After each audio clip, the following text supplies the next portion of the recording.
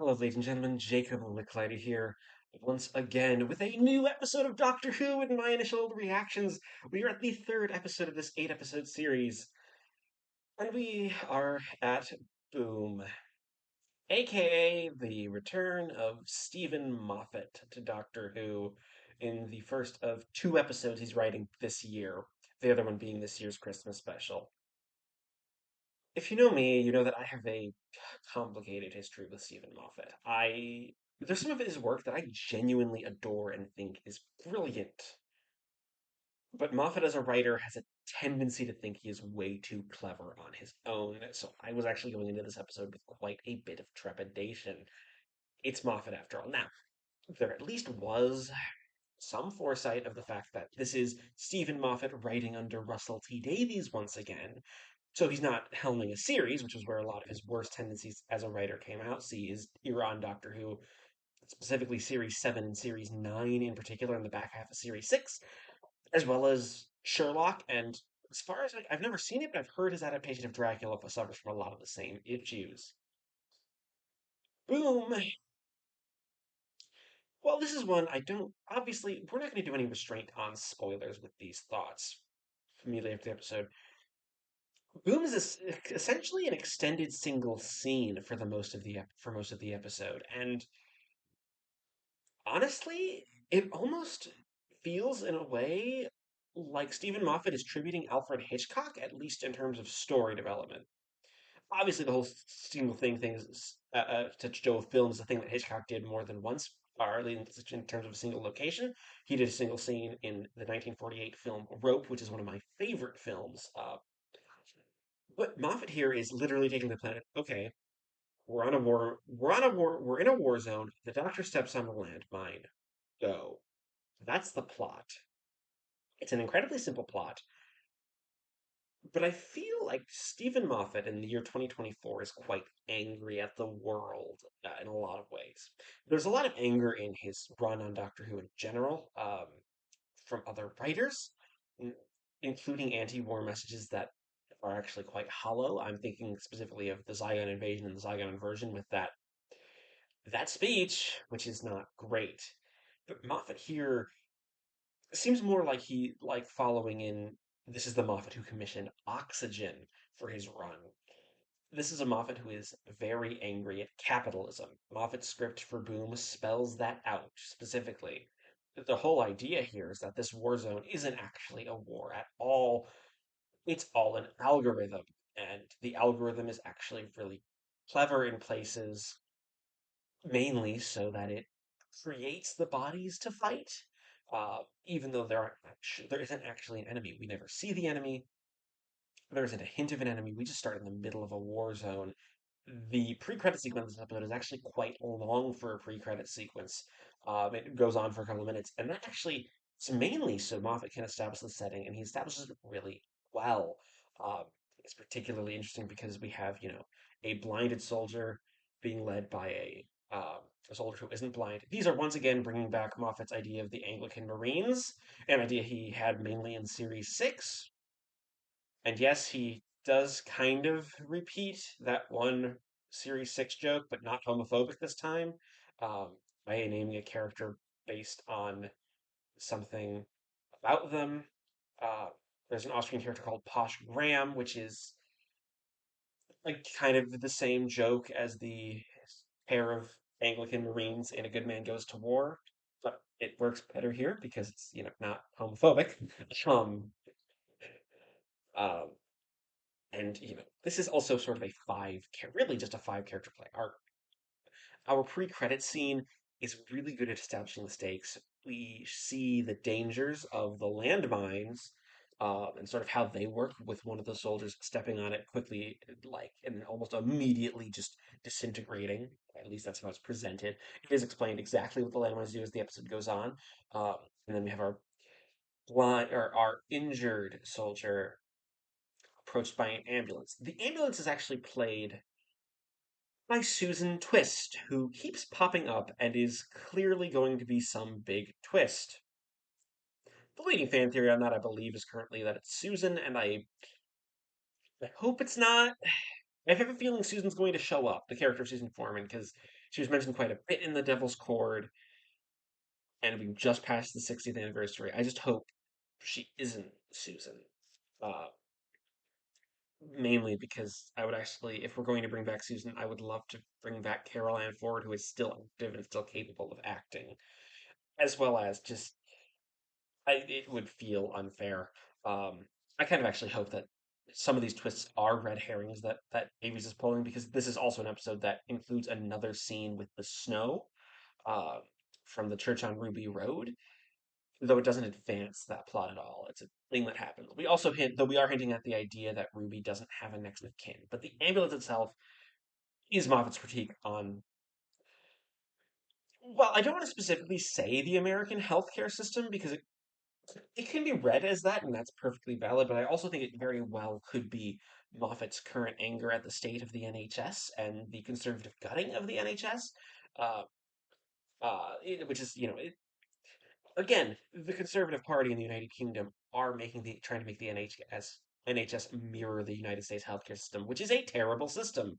I live in it. It is not a great system to live in. And with the premise of the ambulance, that's what we have here.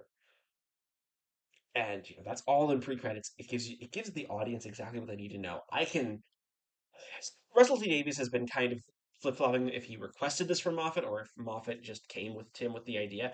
Whatever it is, the idea is brilliant. Having the Doctor stuck on a landmine is great. And Ncuti Gatwa is probably giving his best performance yet because he's trying to remain calm, and we're building up the idea that he's a Time Lord and he's not human.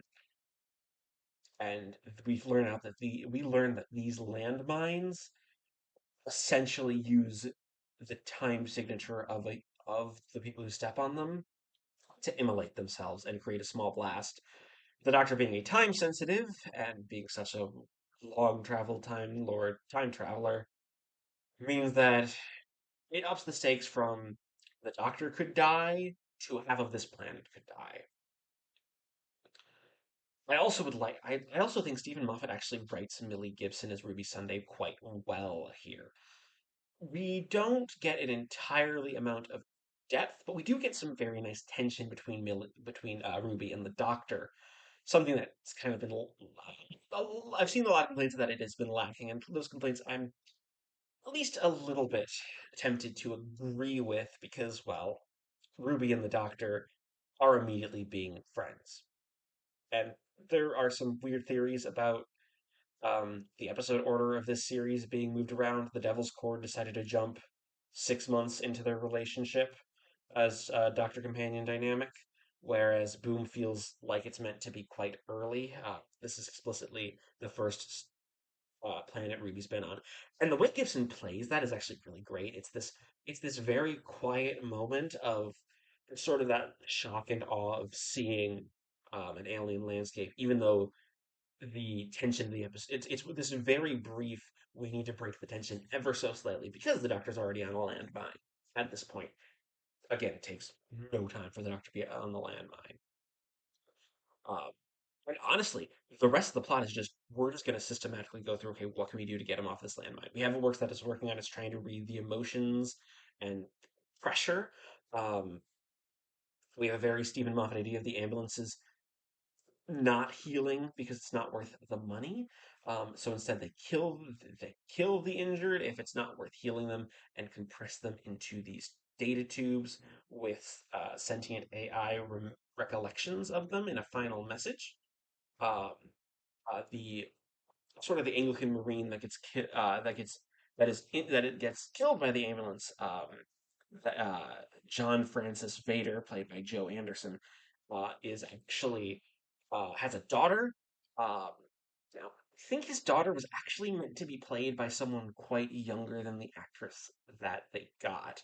Um, Cowlin Springall is the actress playing Splice Vader, and the dialogue feels like it's meant to be towards a younger thing. That's one of my sort of brief complaints that her dialogue seems a little younger. I also am not sure if director Julianne Robinson is doing the best job at directing a child actor. The performance is a little silted in places, and that's honestly, that's one of my minor complaints about the episode. I'm actually quite surprised how much I enjoy this episode because, yeah, when Stephen Moffat can knock it out of the park, he really does knock it out of the park, and we are very close. We are very close to a Moffat knocking things out of the park here. Um, and it's great. I do think the resolution might be a little too quick, but it also makes actually a lot of sense. Um, I also don't love that Ruby gets written out of this episode about halfway. I don't know if that was to accommodate some sort of filming thing, to try to do some double banking filming, because I originally thought that this was going to be a Doctor Light episode. It seems that that might actually be next week's episode, which would make sense, as we know that I think next week's episode is the first episode that they actually filmed for the series. Uh, in this production block. It was the first episode of the first production block, whereas this was the second episode of the third production block. This one was paired with Space Babies, the premiere um, from last week. So yeah, what we have here again is just some fantastic stuff. I'd also like to say Murray Gold's score here seemed almost in places atypical of a Murray Gold score in a good way, that it didn't seem to intrude as much on the episode. A lot of this episode was mainly going on by the strength of Gottwin Gibson, and the script knows that that's what it's doing. I don't know if Moffat actually knew that going in, uh, but or at least knew much about who the new Doctor would be, who Ruby would be, going in, because there are actually some points where Gottman gets some lines near at the end, which are cheeky references specifically to Moffat's Doctors, and those were a little groan worthy, as well as our sort of one of our few other characters here,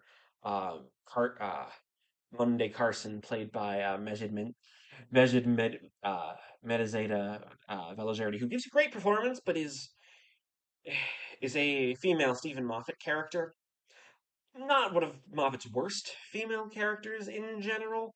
Um, but there is a lot of the sass that you come to expect with female characters, a lot of that self confidence, specifically in the way that Stephen Moffat writes. Not to say that these are things that are bad in a female character or bad in any character, it's just sort of the way that Moffat writes it is very Stephen Moffat. Some of the dialogue, especially before she really gets into the episode, the character gets into the episode proper, is written, feels very much like a Moffat character with a lot of Moffat traits. Also, she gets a male love interest that is slightly underdeveloped, um, just for him to die.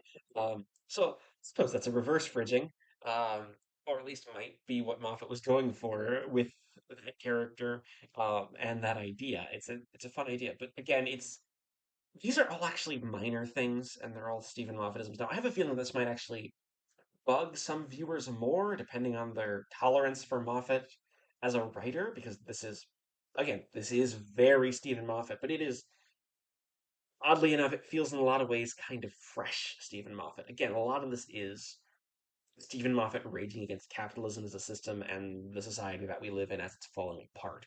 The big twist, of course, being that this war was made just to see people suffer. Uh, just to increase the profits for a company that creates all of the weapons of war and the transport and the ambulances and everything. It's a fight again, quite just a powerful image, a lot of powerful imagery in the episode, just in general um, from a writer who knows how to employ that type of imagery. Uh, you know, I'd love to say, you know, I wasn't surprised by it because I kind of was. I was. If you have to remember, the last thing Stephen Moffat wrote for Doctor Who was Twice Upon a Time, and that was not great. It's an episode that I have only soured on the further away we get from it. Uh, and yeah, when I heard he was coming back, I was disappointed. This is one of two episodes not written by Russell T Davies this series, and it's going to a writer who's written over 40 episodes, but once again, Stephen Moffat can write a good episode of Doctor Who, and that's exactly what he did here. And I think that's all I really have for thoughts without starting to repeat myself because this was just fantastic. It it's great. If I had to give it a score, 9 out of 10, probably. I don't want to give it a full 10 because there are some Moffatisms and there are a couple of minor things that just really grind my gears. But this was fantastic. So let me know what you thought about this one in the comments. Comments are open. Leave a discussion down below. Leave a like if you like this video. Dislike it if you don't. Subscribe if you like my Doctor Who stuff. If you want to see me doing other things, I have a blog that I will link below, as well as a comic book podcast with my good friend Joey Morgan, which I will also link the YouTube links down below. Until next time, next week when I'll be back with another Doctor Who reaction, this has been Jacob Licklider. Goodbye.